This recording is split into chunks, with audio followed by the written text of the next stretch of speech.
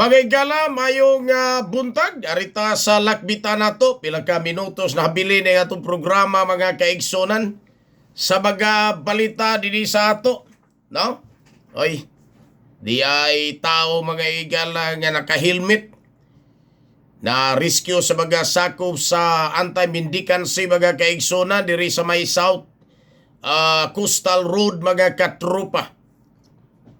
Muna nangita kung asang motor ani niya. Nag-helmet man katrupa, grap-rap, unya nakagwantis pa. Nakita ni mga igala, ilams imburnal, or kininiag drainage mga kaigsunan. Paita.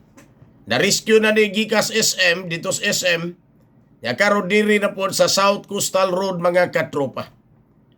Samtang sa padayon niya, operasyon sa LTO, niini mga tambutso nga mga sabaan kaayo, sa dakbayan sa Talisay, doon ay mga 16 itong kabong katropang rap-rap. Ha? Kamaga motorsiklo ang gipang sita sa LTO o sa ato mga traffic diri sa traffic enforcer sa Talisay mga kaigsunan. Kaya nga no bagyod pod nga usbon maning tambutso mga katropa. Daghan yun nagreklamo. Ubay-ubay yun mga kaigsunan ni mga motorsiklo nga perting sa baag tambutso. Kaya daghan naman ay nagkonfiskar mga kaigsunan. Pero mas maayo siguro para maunda na yun kay purbida yung alinis-ngisa. Perting sakita gustong dunggan bumuagi ni motor nga kusog ay tingog, hinay mo dagan. Ha?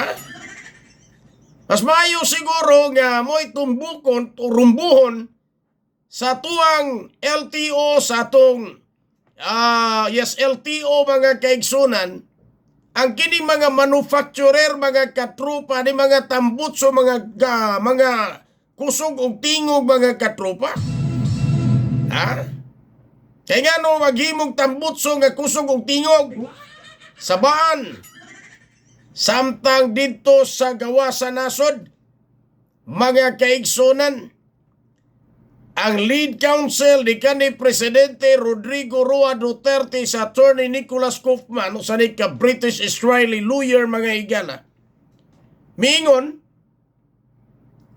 nga ang administrasyon ni Presidente Bongbong Marcos mas daghan pa og napatay nga extrajudicial killing kaysa administrasyon ni Presidente Duterte nga naalang sa 3% mga katrupa. Muna iyang ipangutana ang mga tao sulod dito sa Chamber 1 mga igsoon di gipaygayon ang confirmation of charges hearing ay ang ipangutana mao ni kamo dinhi sa room.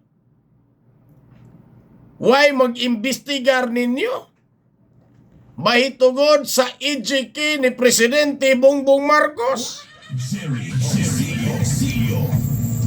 Amaw na mga igala. No? Mao dihang laay. Ha?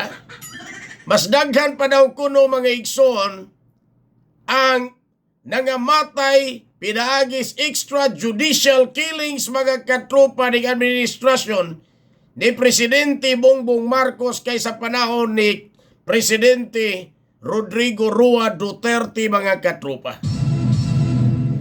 Tinuod bitaw mga igala. Mas daghan oy. Mas daghan ang malitang nagbaha. Mas daghan mga igala ang shabu. Mas daghan ang korupsyon kay nagbaha po mga igsuon. Kumbaga kining administrasyon ni Presidente Bongbong Marcos daghan kaayo mga igala, mas daghan inkumparar sa ubang administrasyon na ngagi mga igsoon. Kaya nga naman, tanawa, EJK, mas daghan iya ha, ni Bongbong Marcos. Flood control project, korupsyon mga igala, nagbaha mga katrupa. Ang Shabu mga igala, nagbaha, mas daghan pa. Probida daghan ng kabuang, tinunto mga kaigsunan, di administrasyon Presidente Bongbong Marcos, like father, like son. Kay kung panahon siyang amahan, gipalagpot kini pinaagi o gumikan sa korupsyon o abusos gahom, ambot kaning presidente karon maigalay ang anak.